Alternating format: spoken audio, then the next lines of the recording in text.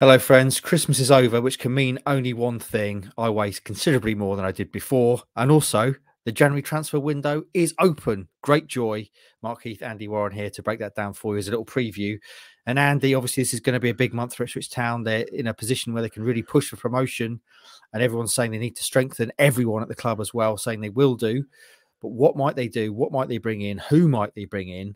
Let's start, first of all, with an update you've put online this morning, with two links, actually: Jack Taylor of Peterborough and Morgan Whittaker of top of the table Plymouth. Yeah, not two new names, two players that we've known. There's been an interest in town. The Jack Taylor one is ongoing. There was an initial interest from him all the way back in May. We reported he's a player they're well aware of, a top end League One performer in midfield, can play in some different midfield roles. That interest is ongoing. There's been contact between Town and Peterborough leading into this month, and I'm sure there will be again throughout this month.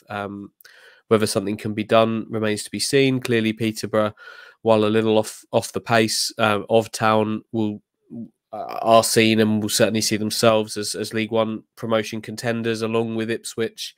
There's not going to be an incredible desire from them to sell to a perceived rival, but that doesn't mean it can't happen. It's just one to keep an eye on, I think, and one that Ipswich will be keeping an eye on.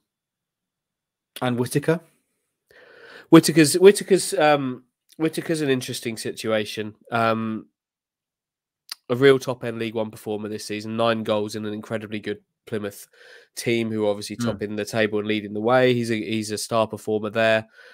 Scored against Ipswich at Home Park earlier in the season, and we know what he can do. He's creative, can score from outside the box, is a good mover, and is a threat. Problem for Plymouth is that he's on loan to them from Swansea, who have a recall clause that expires in the next 48 hours, I believe. So there's been some talk about potential recall from the Swansea end, which could happen. It might not happen. It could happen.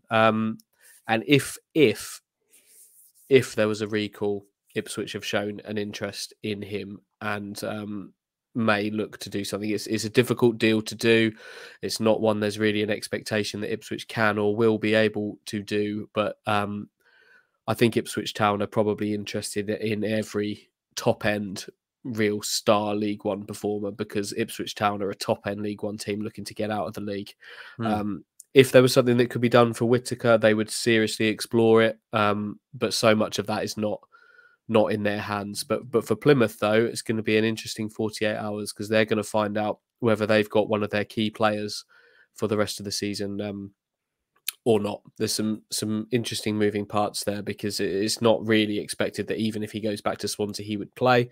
A lot of traffic there for him. If he goes back, he could end up going out somewhere else on loan, could be sold somewhere and then loaned. But in amongst all of this, Morgan Whittaker wants to stay with Plymouth. So yeah, it's gonna be an interesting 48 hours from a Plymouth end, probably less so in that regard from an Ipswich end, but there has been an interest there. Okay, so 2 good names to kick off with. Let's stick with names, and then we'll finish by talking about what you think position-wise Town need to bring in. So outside of Taylor and Whittaker, there's been a few other names linked so far. Johnson Clark-Harris, also at Peterborough, is a name that won't go away. League One's top scorer. 2 from Crystal Palace, Malcolm Ibue and Jesserin Raksaki. And also Massimo Luongo, who is more than a link. We know he's actually been at the club training, and is potentially someone they may look to bring in January. So of those names, do you want to talk about each of them? Where do you want to start? Let's start with strikers, shall we? Because it's pretty clear that Ipswich want to do something with their striking position this January. Need a bit of help there, and almost well before the January transfer window even came into view, there's been so much conversation about Johnson Clark-Harris, comparisons to that signing being akin to Marcus Stewart coming in and being the ultimate jump lead for Ipswich in 2000, around which led to a playoff final win. Marcus Stewart is an Ipswich Town legend. Those kind of deals don't come along very often. There's a reason he's an Ipswich Town legend, and to replicate that's going to be incredibly difficult. But Clark-Harris does tick a lot of the kind of similar boxes. He's a League One top scorer. He plays for a promotion rival, just as Stewart did with Huddersfield at the time. And he has been a guaranteed source of goals, really, particularly in the third tier for several years. So I can see the comparisons there, definitely. Of course, Ipswich are well aware of him. That goes without saying. But at this point, there's no indication that that's been a serious move that Ipswich have made.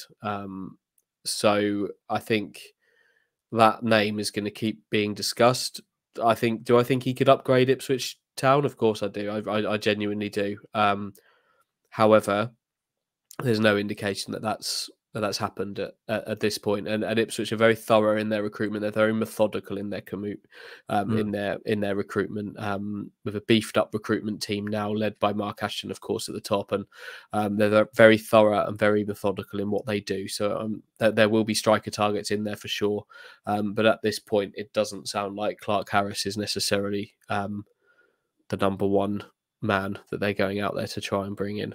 Okay, how about someone like Luongo? We know, contrary to the rest of the people we talked about here, he's actually in the building, has been in the building, training with the side, looking for a new club in January. Experienced midfielder, good at this level. What would you make of that potential move? Yeah, like you say, that's more than a link. He's been in Ipswich. He's trained with Ipswich over Christmas, before Christmas certainly, in the run up, and then over Christmas too.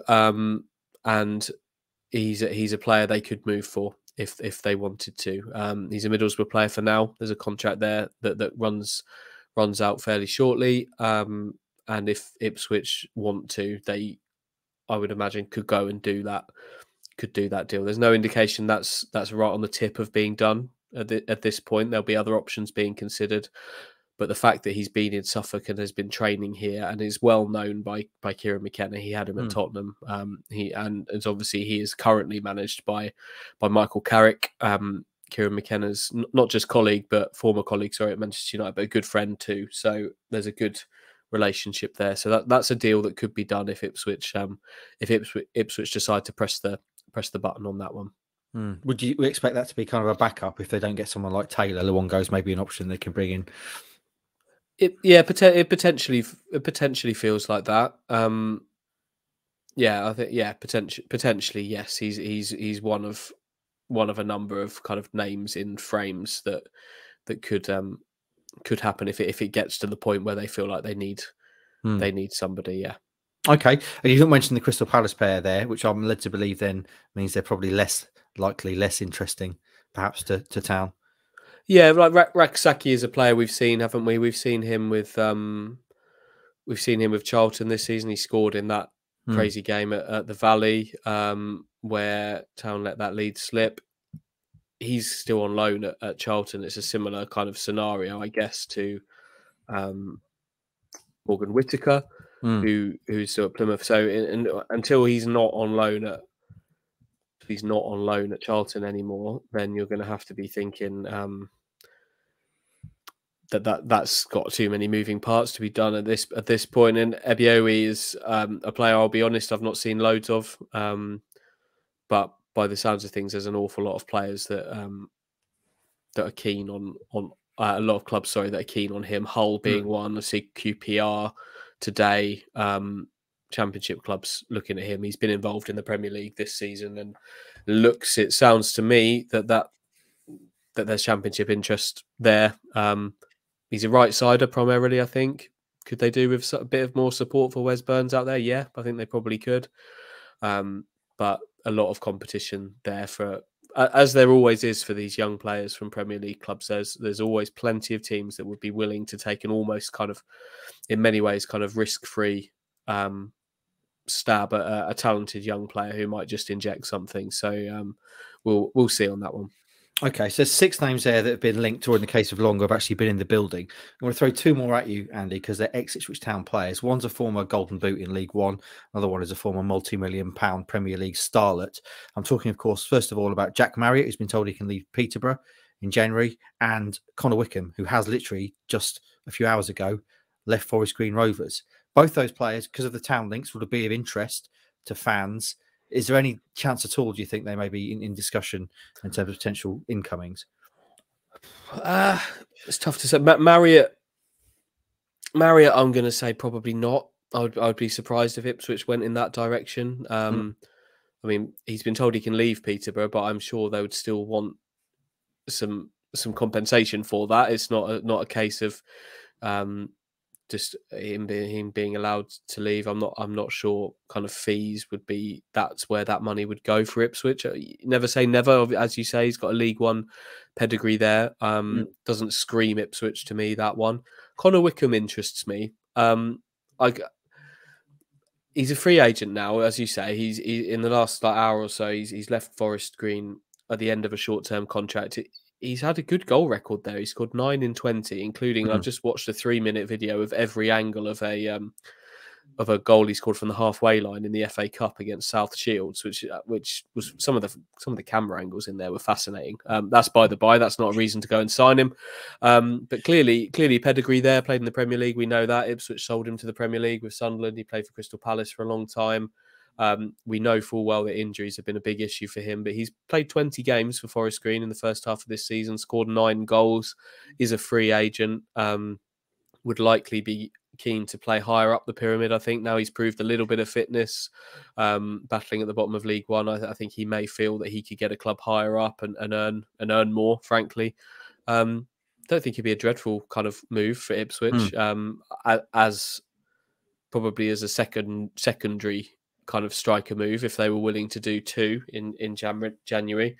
No indication that is indeed the case at this point, but I think they could do worse than go there. But I guess you have to think that the injury record there is not going to be something you want to hang your hat on at such an important point of Ipswich's season. We know how important this season is to Ipswich. And just how important getting promotion at the end of it is. And that striker signing needs to make a difference. And you'd want someone that injuries happen, of course, but you want someone that you know you're going to be able to rely on coming into the building. But as a secondary option, if they were willing to do 2, not the worst. Okay, we will see. Right then, Andy. So we talked about names there. How about in terms of kind of amount of signings and where they need to make signings, position-wise? What do you reckon? We've talked about striker. That's an obvious one. Yeah. Where else do you think they need to strengthen or could strengthen in January? Well, I think we've talked really, we've talked through all the areas here with those player links. We've talked about all the areas of the pitch that I can see them strengthening in. Striker clearly has been discussed heavily, and I think they'll go for a striker, if not 2. We've talked about Morgan Whittaker there, who's kind of an attacking midfield player, and I think, well, you're not looking at that area of Ipswich's team and seeing that you need numbers. But when you hear Mark Ashton talking about having no regrets, no stones left unturned during the January window, that talks to that area of the pitch for me. In that, yes, you might bloat your squad a little bit by adding another player, but if you're leaving no stone unturned and don't want to leave anything on the table, then that would be a position I'd be looking at. Midfield's another. We talked about Luongo and Jack Taylor there. Dominic Ball's injury just leaves a hole for me. There was a reason they signed Dominic Ball in the first place, and that was something a bit more solid, a bit more solidity in there. I think they could do with that. That's no knock on Cameron Humphreys, who has played kind of beyond maybe what was expected of him, but there were signs that he was showing a little bit of fatigue in there, and relying on a teenager is not really, I don't think, what Ipswich wanted to be doing at this point of such an important season. Clearly a great talent for the future, and this spell that he's had of games alongside Sam Morsey with Lee Evans out will be massive for him going forward, an absolutely massive part of his career. But I think, given the stakes here, a more senior head in there would be something I'll be looking at. Do you want me to chuck one more position at you? I do. Good. One more position. And look, this doesn't feel like a priority compared to the others, but I think a right-sided defender at this point could be big for Ipswich. We've seen yesterday at Lincoln, Janoy Donasian's gone off through illness in that game. Obviously, an illness isn't going to sideline Janoy for very long, hopefully at all. So no drama there. But when he's not been available, I think they missed something. He's really important to how the team works. He's carried a heavy burden. He's done very, very well. But a bit of support, and I would say support rather than replace there. On top of Kane Vincent-Young, for me, would strengthen the squad at this point. So maybe not as pressing as some of the other areas we've discussed there, but one to consider. Just been joined by my dog. Don't let that put you off. Right then, so we talked about potential ins, which is clearly the most exciting part of January, Andy. But with ins also come outs. So do you think there's anyone in line to exit Portman Road in January? I feel sure somebody will, yeah. There's going to have to be some kind of exit to bring in these players, because at some point there needs to be sort of a reshuffle of the EFL squad, which gets submitted. And there's some obvious candidates there. Dominic Ball, we've mentioned, almost certainly out for the season. You can deregister him, making a place in that 22-man squad. So that would be one to do. But in terms of exits, I think the most obvious one is probably Matt Penny, who is on loan at Motherwell currently, and by all accounts has done really well up there. His Town contract's up in the summer. You've got to be thinking that Motherwell and Matt would fancy a full-time switch there, given how well it's clearly gone. And with Leif Davis and Greg Lee giving Ipswich a nice kind of left-sided combo back here in Suffolk, you've got to be thinking that there's probably not really a vacancy for Matt Penny. So that one could happen. Beyond that, with no additions, no, I don't think there's any kind of burning need to move people on at this point. However, if you start bringing in more players, some might appear later down the line once some of these signings come in and start to take effect.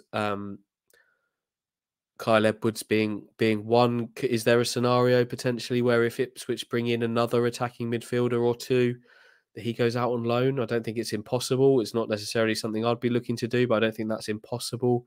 If Ipswich bring in a striker or two, might you think that Ghassan Ahabme could benefit from a loan? You might. Trouble is there, he's already played for Town and Burton this year, so actually the only place he could go on loan would be Burton. So there's a difficulty there, but you might feel if Town brought in two strikers, for example, that would benefit him. But options extremely limited there. So I think the focus is going to be very much on ins rather than outs for Town this window, as it should be. They're trying to strengthen, but there might just be a little reshuffle here and there. Who knows? Okay, there you go then. That's your January transfer window preview. Brace yourself. Rumours are coming, but as ever, we will try and see the wood for the trees and bring you the stuff to be taken seriously. So follow all with us, and we will see you in the next video.